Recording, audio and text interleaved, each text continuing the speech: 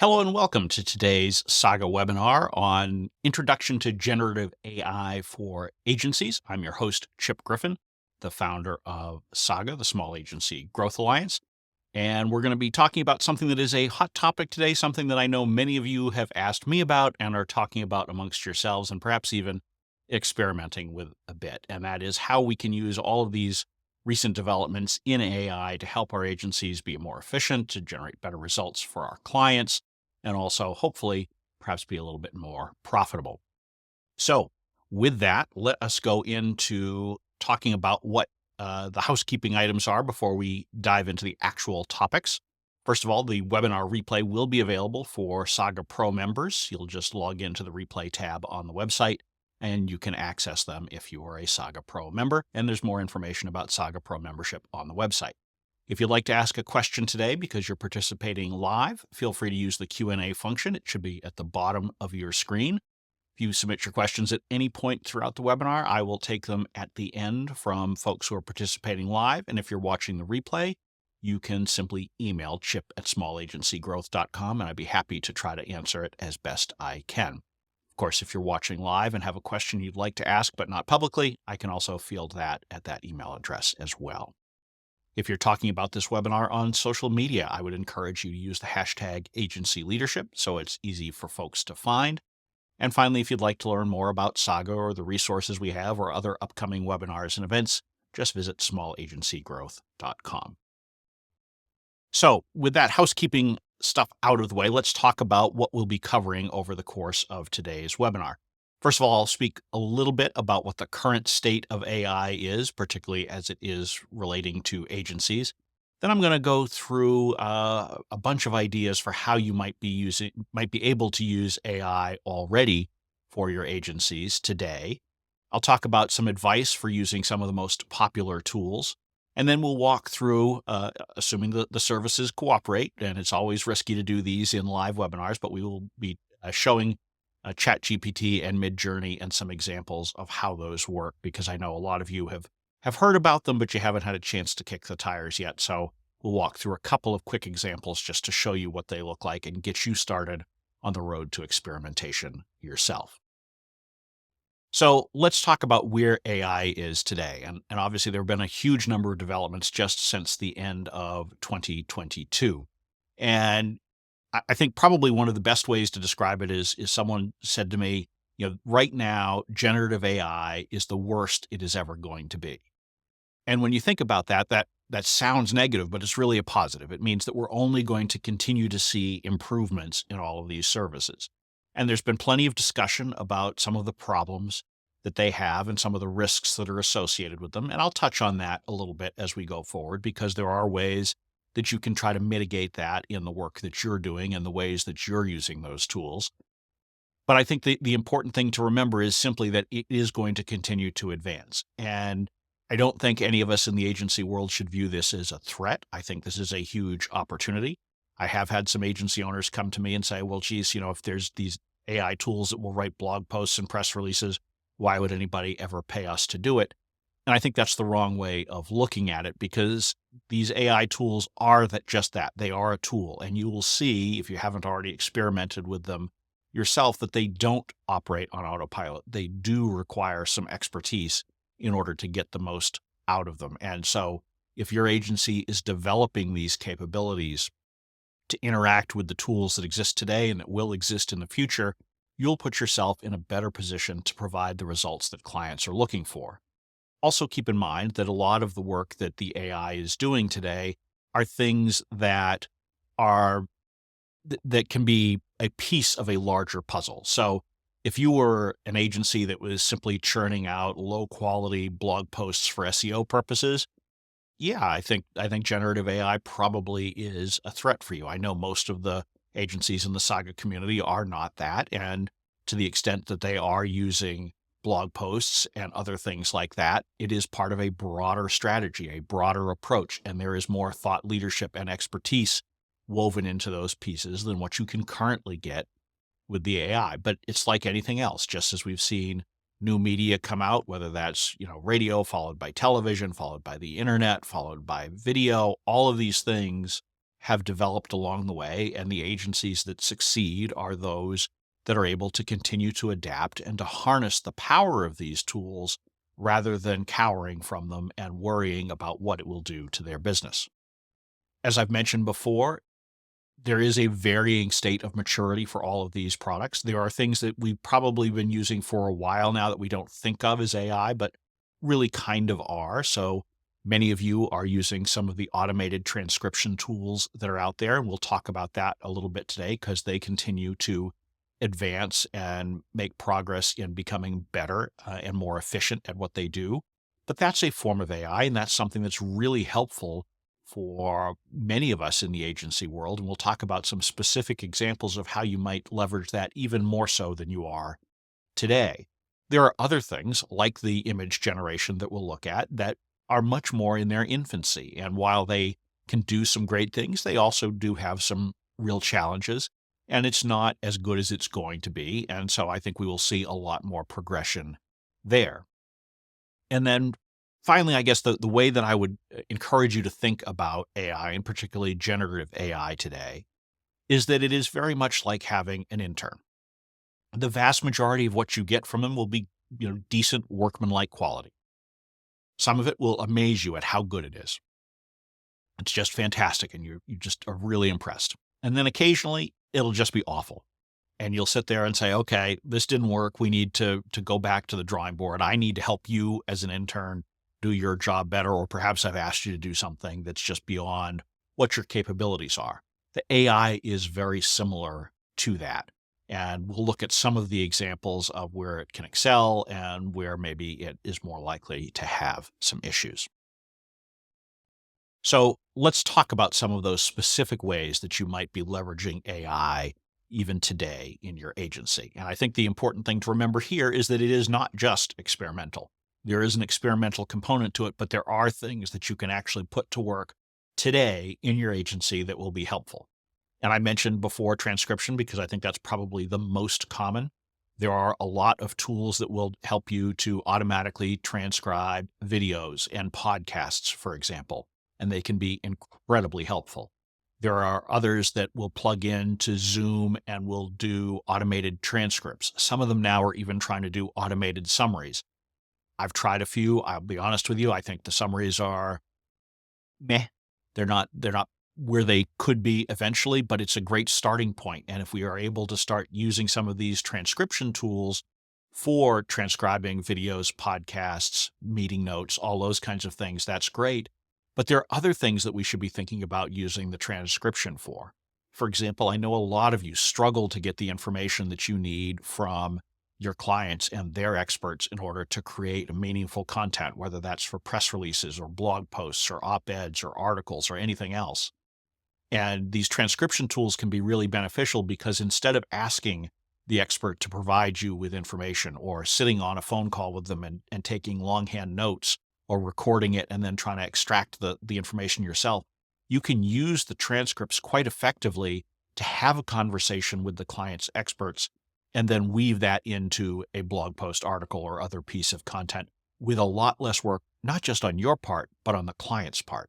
And so I would encourage you to be thinking about how you might be able to take advantage of that. You can also use these transcripts in meetings and the plugins that are available for Zoom, for example, so that instead of taking notes, you can be more present in the meeting with the client and have the back and forth, particularly when it comes to strategy or brainstorming. And so being able to revisit the transcript after the fact may be a better way to make sure that you're engaging, because I don't know about you, but when I'm taking notes, I do have momentary lapses where I'm writing something, and so maybe I don't hear exactly what someone else is saying on that call. These transcript tools are also something that feed into a new way of video editing. And there's a tool that we use extensively here at Saga, and it's called Descript. And it can be really effective at being able to take raw recorded video and cleaning it up, not just by creating the transcript, but you can actually use the text transcript to edit the video. So if you go in there and you delete a paragraph of text, it will remove the corresponding portion of the video. That can be really helpful, not just for video, but you can also output just the audio portion of it if you're building podcasts or other kinds of audio content. And it's something that does not require any real video expertise to do. In fact, my wife, who has no experience in video editing, is the one who now does all of the video editing for the various podcasts and other pieces of content that we publish on YouTube. And Descript is what empowers that. And so that is a fantastic use of AI for many agencies who might not be inclined to pay someone to do a lot of this work because video editors can be very expensive. Now, there are limitations to this, and it's not going to give you everything that a true video editor would be able to do. But for a lot of the basic content that we're creating as agencies, it can be quite effective. Some of the other things that we can think about using AI for, though, would be things like content outlines. So, for example, you can use ChatGPT, probably the most popular form of generative AI today, and you can ask it to put together an outline for a possible article on a topic. And we'll talk in a little bit about some of the tricks that you need to use in order to get good quality results, but it can be a good way to get you started or to make sure that you're not overlooking something as you're writing an article or a blog post. I'm not as big a fan of it for straight up creating blog posts, but it can be something that really does help you get that framework in place. You can also use it for ideation. You can ask it questions. You can ask for it to give you some ideas, suggested headlines for blog posts on a particular topic, things that can help to get your own creative juices flowing. And so if you're sitting there and you've got writer's block, you're staring at a blank screen, turn to ChatGPT, start asking it questions, see what it tells you, and perhaps it will spur some additional thinking. I know Ginny Dietrich, my co-host on the Agency Leadership Podcast, has been using it this way very effectively with her own team to try to overcome writer's block and accelerate the content creation process. I mentioned that I'm not a fan of using ChatGPT for actual blog creation, but you can use it for article editing, for example. You can feed in the draft of a blog post or article and ask for it to edit it for you. And you can give it specific guidelines and say, here's my draft, and I would like you to look at it for grammar, tone, maybe turn it into more active voice. There are a lot of things that you can ask it to do as an editor that can give you some good ideas on how you might improve writing that you're already doing. It's not the be-all, end-all, but it can really help you out, particularly if you are writing something solo and you don't have a good editor to look at your stuff. It's better than just looking at the red squiggly lines on Word or even putting it through Grammarly, because those are things that are looking at it from a technical standpoint, whereas the AI can actually give you some feedback on how to perhaps condense your writing, on how to make it more active voice, on how to make it more compelling. And I've tried it a little bit for that. Sometimes it's good, sometimes it's not, but it will give you those ideas that might help you to improve it. And it will actually do it two different ways. You can ask it to give you suggestions, and then it will give you feedback, sort of like a professor might give you feedback on a piece if you're writing a draft and letting them look at it. Or it can actually serve as an editor and make the edits itself and submit it to you to look at from there. So consider using it for that purpose. You can also use the AI to do summaries. And in fact, that can be a particularly good use if you've got a volume of content, and there are limitations to the amount of text that you can put into ChatGPT right now. But if you give it a volume of content, it can then summarize it and try to pull out the key points. This can be particularly effective, for example, in looking for tweet suggestions. You could feed it the text of a blog post and say, write 10 different tweets that would promote this. And I know a lot of us struggle when it comes to social media posts, particularly on Twitter, where we're trying to promote the same thing over and over again with different messaging. And so this can give us some good ideas by asking for the service to give you 10, 20 different ideas that you can choose from, or perhaps that you can use to mold your own ideas. Similarly, any of you who are, as part of the peso model, working on the P or paid part, and you're creating Google Ads for your clients, it can sometimes be a challenge to come up with different variations on the ad copy in order to create some good tests within the system and to allow Google to further optimize the results. Again, this is an area I've tested it a little bit in, where you feed it some information about what you're trying to sell, if you will, and where you want it to send people and all that, and it will spit out some pretty decent suggestions.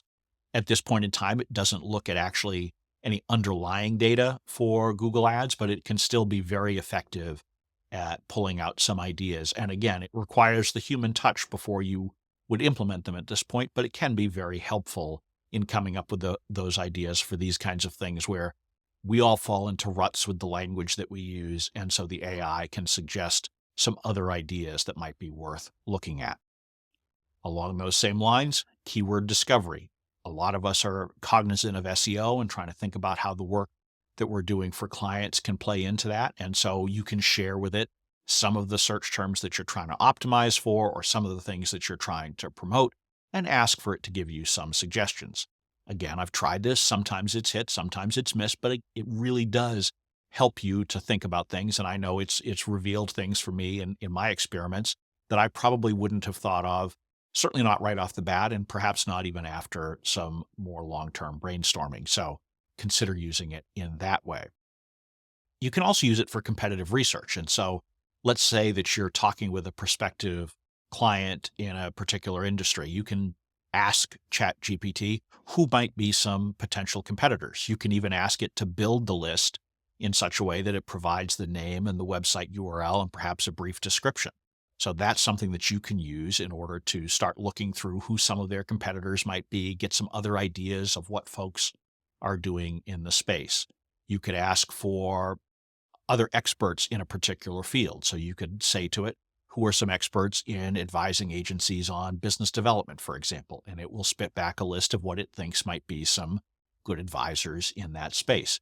Try to use it for different things like that, where it can give you some information that's not as easy to do in a straight up Google search, but requires a little bit more thought and association between different pieces of data. And I think that you'll find that ChatGPT can be very effective in helping your agency in that way. Obviously, a lot of what I've talked about up until this point is focused on text, but images are a key part of what generative AI can do. And so using a service like Midjourney or Stable Diffusion or one of the others that creates images from text prompts, you can use it in order to create imagery for your website or for a blog post that you're putting together. You can even ask it to put together suggestions for website layouts and design if that's something that you're working on, or perhaps you're working with a website designer and they're asking you for some ideas or inspiration. You can turn to Midjourney and ask for it to provide you with some mock-ups of some websites, and you give it some general information about what you're looking for. You can even suggest color schemes and things like that that will allow you to perhaps further those ideas more quickly than you might be able to on your own. There are some gotchas, and I personally find that for a lot of the work that agencies do, the text tools may be a little bit further along, particularly ChatGPT, but I think that there are still some potentials with the image generation that you should be considering, and so we'll talk about that a little bit more later. So what's my basic advice when you're using these tools? How should you get the most out of them? And I think there are really three key things here in order to get the most out of the existing AI tools. The first is that you need to understand the prompts, understand how the tools actually work. And it's very tempting to go in there and just start typing things. And we'll do that in a minute, and we'll show you kind of what happens when you do that. But in both with all of these services, they have documentation that will help you to better understand how to use them. And so with ChatGPT, for example, there's documentation that explains to you the kinds of information that you should feed it in order to get the best results. And if you think about ChatGPT, again, like an intern, I think that's a really good analogy to make here, because you have to provide it the background information. If I go in and say to ChatGPT, write an article on how agencies can grow business in 2023, it'll spit some stuff out. But if I give it some background and I say, okay, I'm running an agency that is focused on this sector, that does this kind of work, and you start feeding it more information. You can even provide it with your agency name and website, for example, and it will, in some cases, incorporate that well into the advice that it's giving. And so if you're thinking about the information that you're providing it so that it has some background, just like you would provide an intern, you will tend to get better results. You also have to be clear about what you're asking for it. And you have to understand the limitations of these services because they are not perfect and they do not do everything. And in fact, ChatGPT is not great at creating things completely from scratch. And those tend to be the popular examples where you just feed it with two or three sentences and you're expecting it to produce fundamentally tremendous results. That's not typically what happens. You typically do have to invest in it. You also have to understand that ChatGPT really needs to be fact checked. And so this is another area where, at least today, it's not going to replace the human expertise that agencies provide because ChatGPT has been known, and I'll show you a specific example where I saw it, where ChatGPT simply makes stuff up, or as some people have said, it hallucinates. And it does so sometimes very assertively. And so it comes across as if it is factually correct, and it can sometimes insist on its correctness, even when it is not. And so it's very important that either you or someone with expertise in whatever field it is that you're creating content for reviews it and makes sure that it's accurate. And if something is said as a fact, if you don't have an expert who can confirm it, you need to research it and double check it to make sure that it is correct, because otherwise you will run into some real challenges. And then finally, you just need to start experimenting with these things. There's really no substitute for rolling up your sleeves, getting at your keyboard, and starting to try some of these services out. And that's really where you will find how you can get the most out of them for your particular agency and the work that you're doing. So now we're going to get into the risky part of today's webinar. We're going to see if some of these services will actually work for us today while we are here live. And you just never know. It is always a risk. So the first one we're going to try out here is ChatGPT because it's the one that's gotten the most headlines. I know many of you have already tried it out, but if you haven't, you can go to chat.openai.com and you can get a free account. There is a paid account. I subscribe to the paid account, and it does give you some additional capabilities. In particular, I believe that's the only way to get the latest language model called GPT-4, and the free one provides you with GPT 3.5.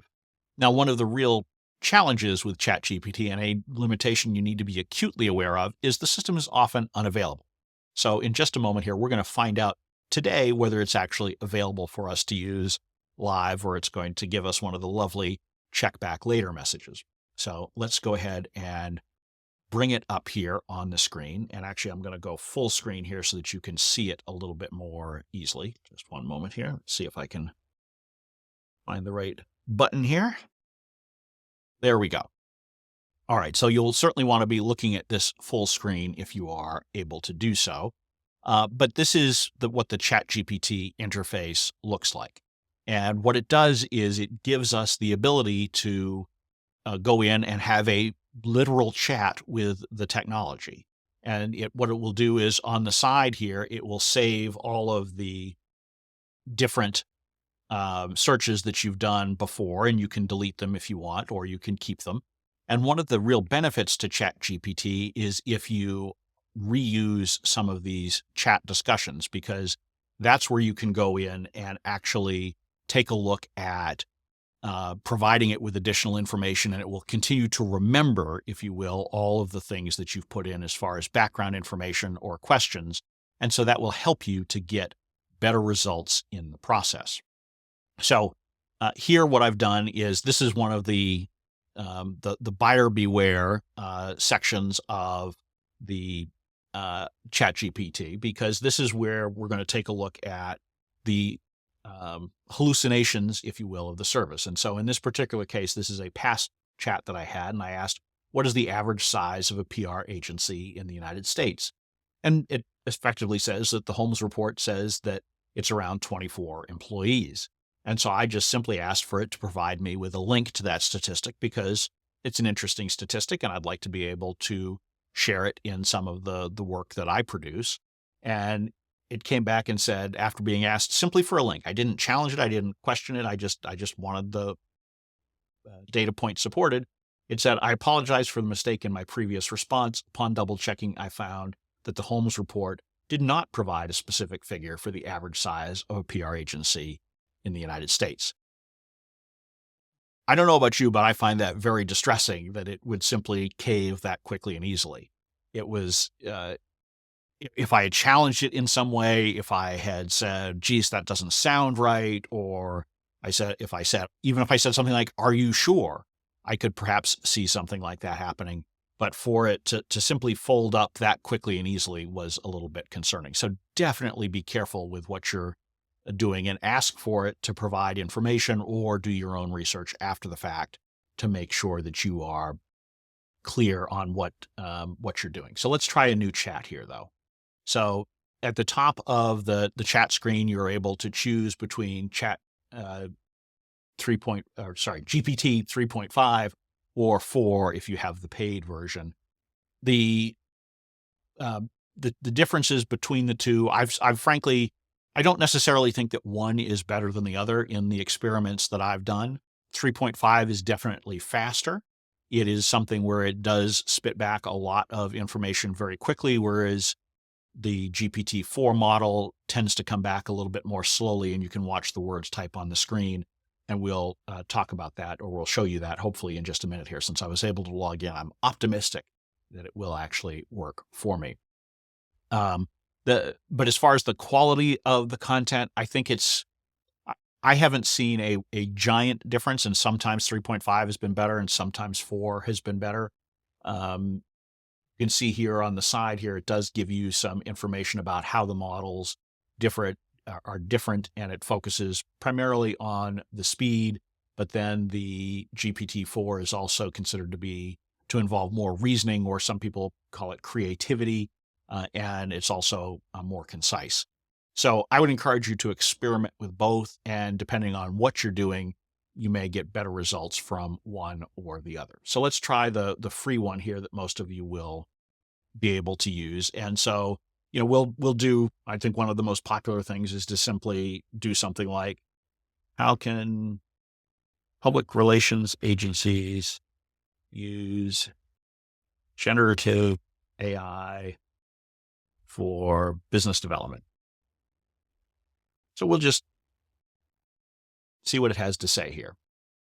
And so as we ask it that question, you can see very quickly spits back results. And so it's got a few ideas: content creation, media monitoring, targeting, crisis management. I think we can all agree that this answer, at least on the surface, is not all that great. So it clearly would have benefited from additional information. So let's try giving it some additional information and see how it does. So I run a PR agency with 5 employees based in New Hampshire, and we focus on high-tech PR in the United States. How can we build more effective target lists of prospective clients? Let's try something like that. See if giving it some additional information throws back some additional information. And again, looking at this, I would say it's kind of thin. It's basically explaining what some of the general AI tools are. So let's try this. Let's ask it, can you provide a list of high-tech PR agencies in New England? Let's see what it comes back. So instead, it tells us that we should consult a database. Again, not especially helpful. So you'll see here that some of the things that are commonly talked about as things you might use ChatGPT for are not particularly helpful. But let's try this. Let's see. Create a blog post about best practices for, let's see, what do we want to do? For distributing a press release to financial media. Again, we haven't given it very much information, so let's see what it comes up with. So as we look through here, and you can see it's creating it very, very quickly. It's coming up with pretty much the basic advice that you would provide for any kind of press release. So it's still not really honing in what we're specifically asking for. it is, if you skim through, as I'm skimming through this content live while we're talking, it does reference financial media regularly throughout it. So if you were creating this as sort of generic SEO content, it could be potentially a beneficial starting point. But let's try this. Let's ask it for uh, create an outline for a blog post on, and if anybody has any particular prompts that you'd like to try, feel free to submit them in the question box, and I'd be happy to try to make this a little bit more interactive with you all, because I'm just coming up with things on the fly here to give some examples and kind of show you how it works. But let's see, create an outline for a blog post on, let's see, what do we want a blog post on today? On the public relations challenges that face cryptocurrency companies 2023. Let's see what it comes up. So you can see here again, very quickly comes up with an outline, and it gives you some of the ideas of things that you might want to incorporate into your blog post. It's not the kind of thing where I think you can use it straight up to replace writing a blog post, but it certainly can provide you with some useful information. Now let's go ahead and compare some of these results over by using the GPT-4 model.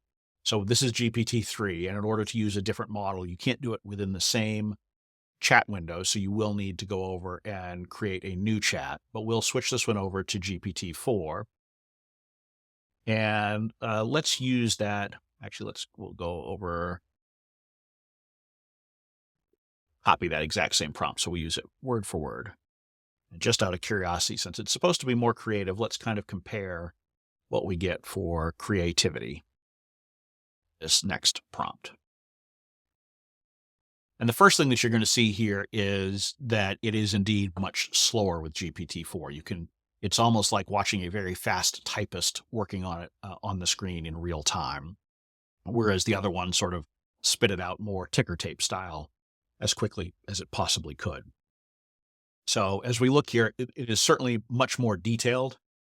It has some, it's interesting the way that it doesn't indent the outline, by the way. So to me, it makes it a little bit confusing to read. But as you look through, a lot of them are similar, but it has added some additional topics. I don't think that we used 3.5 that had environmental and sustainability issues, but that is something that does come up regularly in the cryptocurrency conversations. So certainly from what we're seeing here at a very top line level, the suggestions that we're seeing from the GPT-4 model for this outline of an article are much better and stronger, I think, as far as a starting point than what 3.5 had. It does take a little bit longer, but frankly, if you're using this to create content for a client or something like this, it's a negligible amount of total time.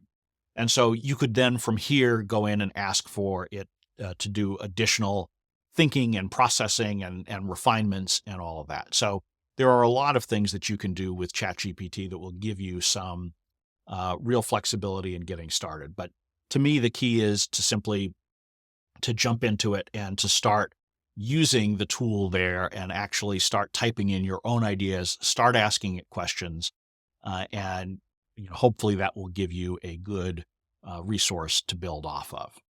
So we'll move on to the image portion here. And again, if you have any particular prompts of images that you'd like to see me try to create while we're talking, I'm happy to do that. And if you've got any questions that you'd like me to answer after that, feel free to start submitting those in the Q&A, because I will go to that after I show Midjourney and how that works. So let's go ahead and try to bring up Midjourney here. Let's see if we can get it up here on the screen. And so Midjourney is a little bit different from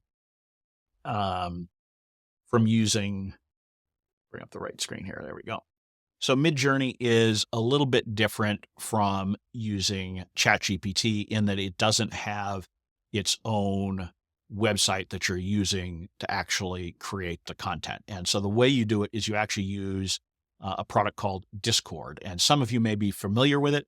Some of you may not. But Discord is a separate application. It is a bit like using Slack, but it's a little bit more technically oriented, I guess is the way that I would describe it. And so you have to install Discord in order to be able to sign up for Midjourney. But if you go to their website, there's a getting started link on Midjourney that will help you to do that getting started process. And again, like ChatGPT, there is both a free option as well as a paid option. Again, I have subscribed to the paid option, which gives you access to, similar to ChatGPT, a more advanced model. In this case, it's called Midjourney version 5. But it also gives you access to some additional resources, less limits on the amount of requests that you can make, and all of that kind of thing. So there is a benefit to subscribing to either of these services. But effectively, what happens when you're using Midjourney is that it is designed for you to give it some text prompts, and it will then provide you with some images based on the criteria that you are providing to it. So you can see here some ones that I've tried here in the past. These were some images I was trying to use for the article that I wrote recently on how agency owners can compensate themselves. And so I was looking for a vault full of cash or an ATM or different things. And so I tried a number of different examples here. And what you'll see here with all of these is that as you provide it with text prompts, it then spits back a panel of 4 different potential images. And those images are, typically have some relation to each other, but they are certainly different. And once you've gotten each of these, and let's go full screen here. Once you have gotten, and let me clear off. Discord likes to provide lots of promotions to upgrade, do different things with their software. But in any case, it gives you these 4 different prompts, and then it gives you some options underneath. And so in this case, I asked for a drawing of a bank vault with stacks of currency. And then there are some commands that you can provide to it. And again, this is in the Midjourney documentation. And as I said earlier, it's really important to look at the documentation for these different services to understand what you can do and get the most from them. In my case, I specified for this particular example that I wanted version 5. So that's the --v space 5. And then I generally, for images that I put on the Saga website, I have them in a 16:9 ratio because that's what the site is designed and optimized for the article imagery. And so in this case, it's --AR for aspect ratio. And then you can do 16:9, but you can do different things there as well. Now, the way that Midjourney typically works when you first start using it for free is that you will come into this Midjourney server itself. They're called servers on Discord that you have. And so it is kind of daunting here. It's got all sorts of different options here on your left. But basically, you just go into one of the newbie rooms. And in there, you're able to type in your prompts that you're looking for. That's those text prompts that will create images. And then as you go through, you can also see everything that other people are asking for. So that's something that's important to remember with Midjourney is that it is explicitly public.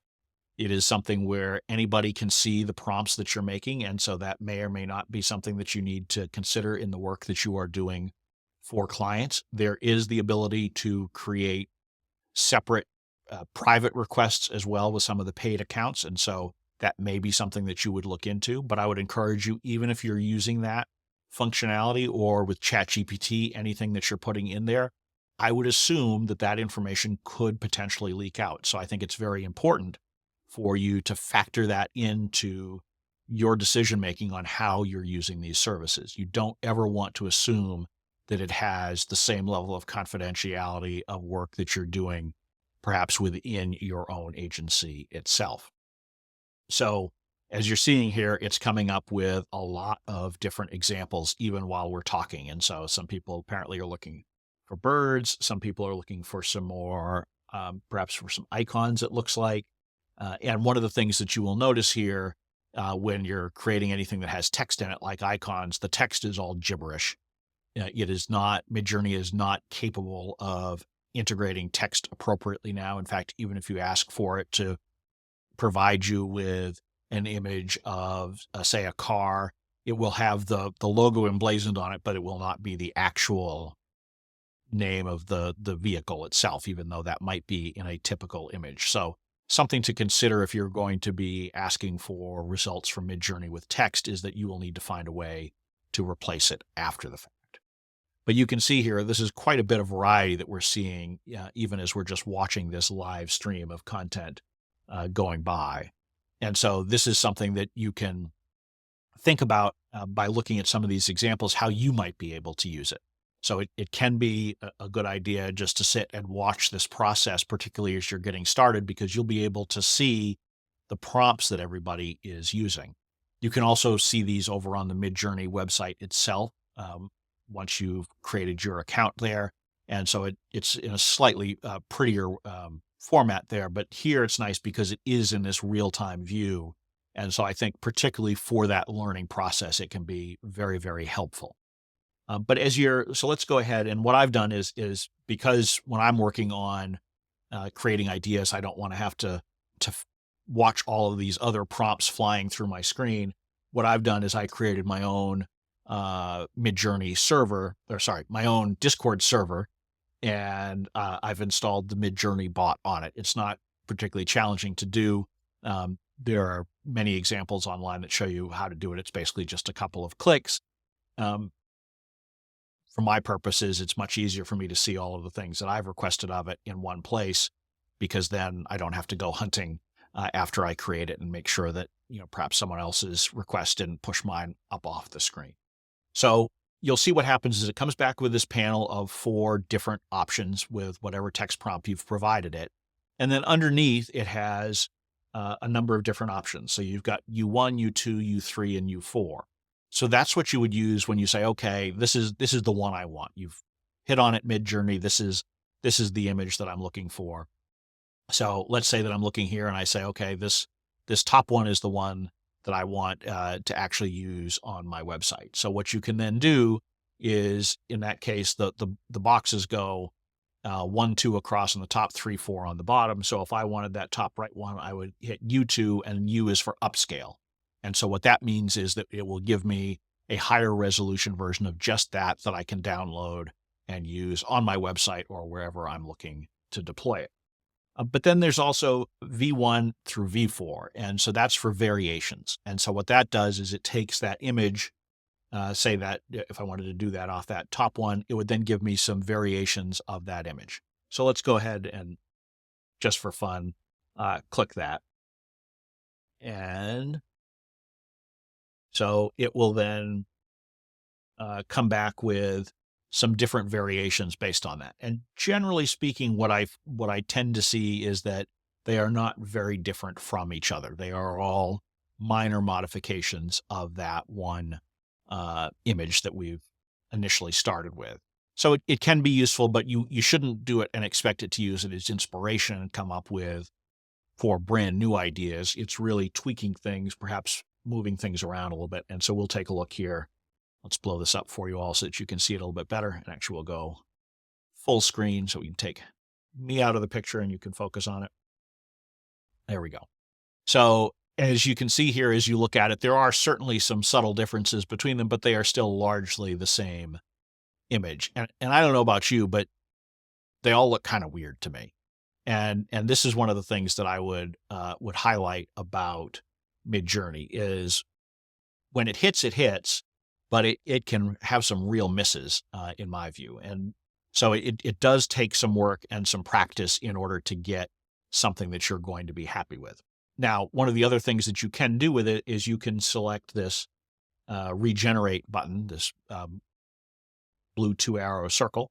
And so if you click that, then what it will do is it will take another shot at it. And I probably shouldn't have done it with that one where they're all pretty similar already, but you can do it with any of the examples that you have and be able to generate it back to you. So there's a lot of things to play with here. One of the things I would highlight with Midjourney that you want to pay attention to is something, and you'll see here in these variations now that it's coming up with, they're still, again, pretty similar. And you can watch it as it generates in real time. So it continues to refine it right before your eyes, which is it's kind of neat to do that rather than simply waiting for it to produce the final result. But you do want to make sure that it finishes completely before you actually start um, interacting with it. But you can provide it with all sorts of things. You can tell it, as I did here, to give me a drawing. You could ask for it comic book style. You can ask for it to look cinematic. You can ask for different color schemes, and it really will produce a whole lot of different things. And the possibilities are endless. The question for me is, if you're looking for an image for an article, is it actually faster than using, um, one of the stock image sites or something like that? Or is the quality that much better that it's worth that additional time investment? Those are things that you'll have to determine for yourself how you want to deploy it. But again, the best way is to look at your own workflow and the things that you need and see how it does in generating them. But it can, if you look at some of the examples on the Midjourney website, it produces some truly stunning art at times and even some very photorealistic content that you can consider. But as we look at this, one of the things that I did want to show you here is this image here, which some of you may recognize is the image that I used in um, the sign up page for this webinar. And on the surface, it looks quite good, but there are some oddities in it, shall we say. And so, the idea was that it would have a robot with a newspaper sitting there with someone at a table with coffee. I can't remember the exact prompt that I used, but as you look at it, it on the surface looks very good. But then there's some strange things, like it appears that there are two coffee cups in front of the woman there, which is a little bit odd. Most people don't have two coffee cups, although admittedly I do sometimes because I like to have espresso with my regular coffee. But it's not a normal thing. But more importantly, if you take a look, it appears that her hand is on the left-hand side of the newspaper there. But then there's another hand down here, but it doesn't appear to be her right arm. So it's a little unclear. And I've seen this happen a number of times where extra limbs get added in Midjourney. And so I'm sure that's something that they'll work out eventually. I saw an example recently of a bird that had its wings were flapping, but it also had a second set of wings that were held in close to the body. So it can be a little bit odd, and those are just things to watch out for. It also appears that the woman has well over 5 fingers, at least 6, and perhaps more. So there are some of those things that you just need to keep an eye out for. And if it's important to you for the work that you're producing, then you may want to screen those kinds of things out. So the bottom line here is, because I do want to leave some time here for the questions that you may have, when you're thinking about generative AI and the things that you can do for your agency, I think it's really important to start using some of these tools and services, whether we're talking Midjourney or ChatGPT or some of their direct competitors or alternatives, but also looking at some of the things like Descript or Otter AI that does transcription or other things like that that can help you to do your job more effectively today. So know how to use them. Start to think about how you can integrate them within the workflows that you already have. Start to think about what new opportunities it may create for your agency. And I think if you look at it from that perspective, you'll put yourself in a good place for being able to take advantage of AI in the future. So if you're watching this on replay, this is where the replay will end, but we will move on to Q&A for live attendees. If you are watching on replay and do have a question, feel free to email me at chip@small agency growth. I appreciate you watching. And after a sip of water, we'll jump into the Q&A.